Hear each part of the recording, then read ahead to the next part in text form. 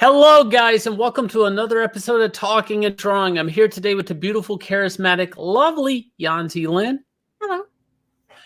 And I hope we've all had a Merry Christmas. Merry Christmas to you guys, if I haven't said it already.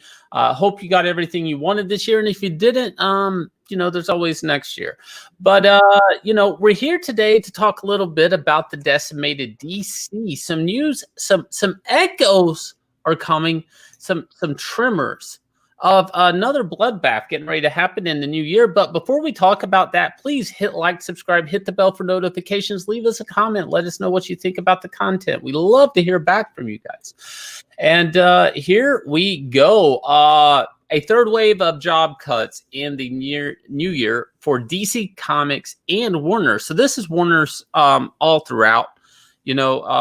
They've not been shy about, kind of cutting from all corners. Warner's, owns Rooster Teeth, Cartoon Network, Crunchyroll, wasn't there like even a news outlet? Didn't it sell Crunchyroll already and all that stuff too? Yeah. So, do they, how much more do you cut from DC Comics? This is decimated DC, everybody, decimated. So let's go down through the news here. So it appears that they already had two cuts, right? Earlier this year, once in August and once was in October or November. It just happened real recent too, though, didn't it?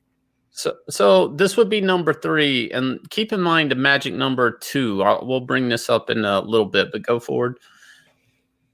Mm-hmm. So what happened is that Richard Johnston is speculating in this article. Well, is it fair to really call it speculation? Because he claims that Bleeding Cool has been made repeatedly aware that it won't be stopping, and there is a third expected wave to come in the new year. So he's saying that, anyone who's at DC Comics right now, hold on to your pants because, someone may be yanking it off coming new year. I like pants being yanked off me. It's a thing. I actually like it. I prefer it that pants be yanked off me. I don't know why anybody at DC would not want that.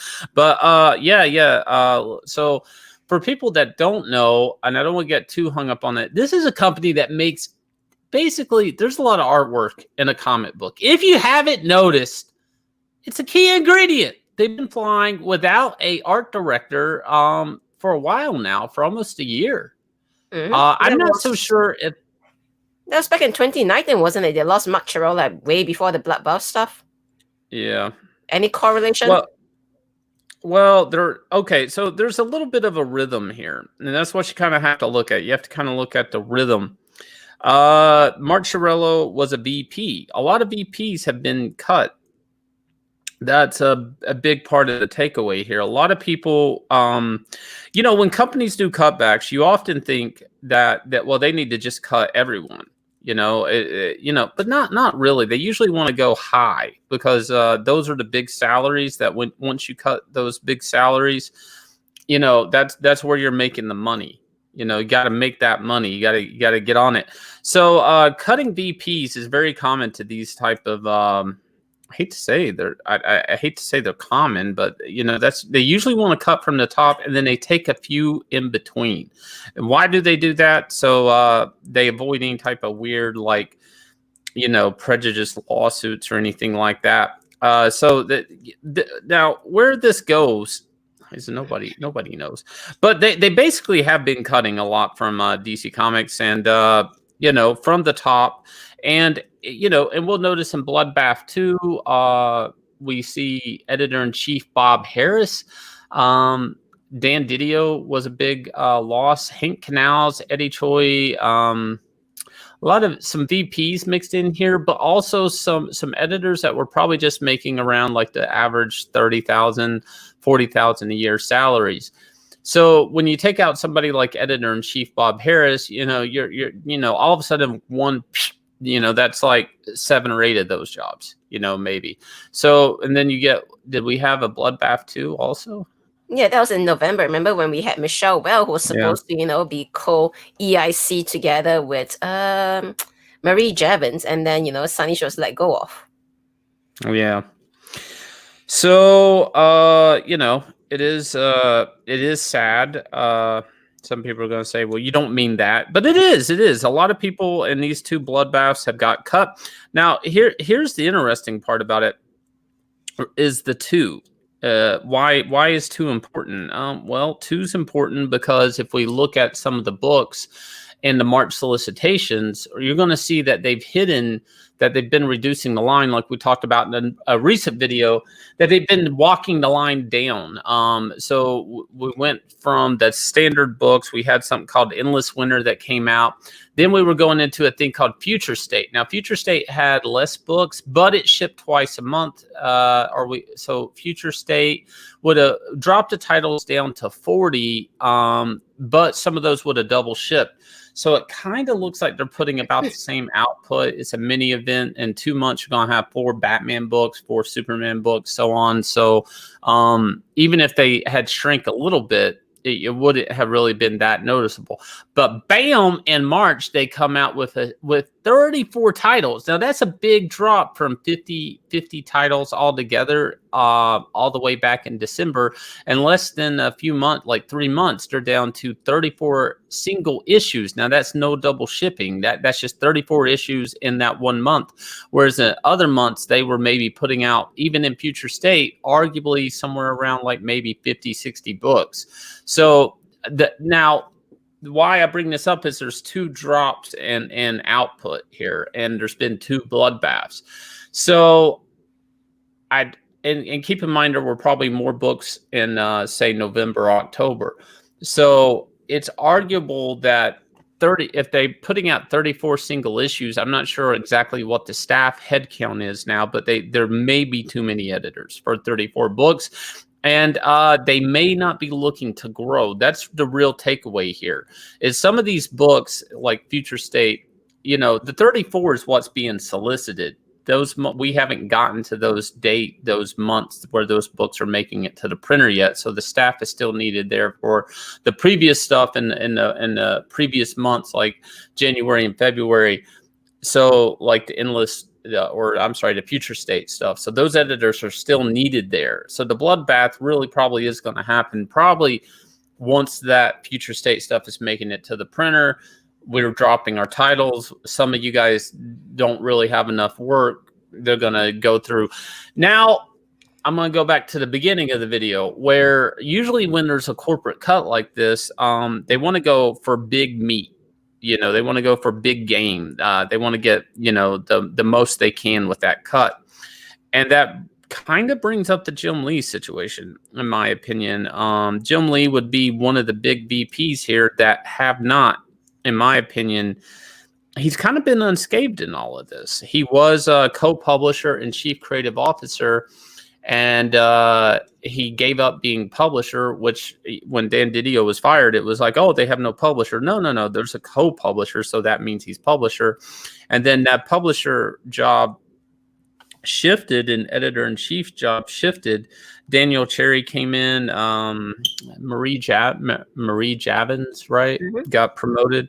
So Jim Lee, what's Jim Lee been doing during all of this shakeup at DC? He's been doing a lot of charity sketches. Mm-hmm. And this is a little some people are going to say, well, Shane, that's old news. And I'm like, yeah, no, you're right. It is old news, except it keeps coming up. So instead of Jim Lee drawing, arguably, in hindsight, a lot of this looks different. Okay. The charity he was doing this for was BINC, which was supposed to be for the comic industry, not comic shops. Tricking words there. This basically went to brick and mortar bookstores first. Now, these are people that just maybe decide to have a shelf for graphic novels. They don't mess with floppies at all. And then comic shops, if they were lucky, they got some of that change at the bottom. The comic shops were probably the bottom feeders in this charity drive. Well, let me offer the breakdown then. So they claim that as of October, they have provided more than $950,000 to support the comic shop retailers. That's almost $1 million. That sounds great, right?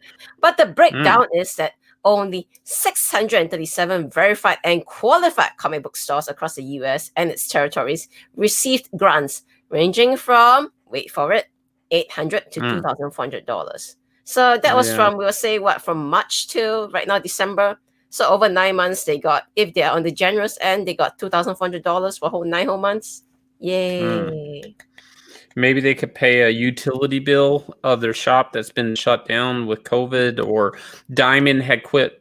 For people that don't know, Diamond had quit distributing. So even if the store was open, they couldn't get new inventory. There was a lot of chaos at the beginning of this charity. So people were just happy that somebody was doing something. But arguably, I would say, if you really cared about the comic shops, having a book that comic shops could sell once they open back up would have been a way to go, right? Have a little Jim Lee, Jeff Johns Batman book or something like that, something for people to sell once you're back to normal. Once they're supposed to actually compile all these sketches that he did for charity to make it as a book to sell for the comic book stores to try and get them back on their feet. What happened to that? Eventually, that is supposed to happen. They are supposed to eventually come back, and this is supposed to be a type of something they can print. But it's arguable they would be better off, in my opinion, if this had been content that they could have sold, rather than a nice coffee table art book. Now, the thing about the coffee table art book is that could just go into the bookstore, and there would be my point in all of this is, was there a lot of concern for local comic shops and what was actually going on with this charity? And this came up again today. A long way to get to this. Boom. Jim Lee brings the holiday cheer with free sketches for essential workers. Now, I'm one. I support essential workers a lot in this. I think they do a hell of a job. I have friends that work in the ER. They are unsung heroes. But my problem right now is I'm sort of curious, like, what's Jim Lee doing here? Like, is Jim Lee actually worried about comic shops, or is Jim Lee worried about the Bloodbath? Is Jim Lee staying in there's two things that could be happening here, and I hope to God neither one of them's true. One, Jim Lee's job's on the line, because I think if DC lost Jim Lee, I think that's it's over. Nothing matters, and it won't matter to Marvel, and it won't matter to Image Comics. Comics are done. If one company decides we don't need Jim Lee, Jim Lee, that's it, right? Keep in mind too, Jim Lee's also sold a library, creator-owned characters that and selling Wildstorm to Warner Brothers. So he won't even have that on his way out probably. The other thing that could happen too is he's being told to do this.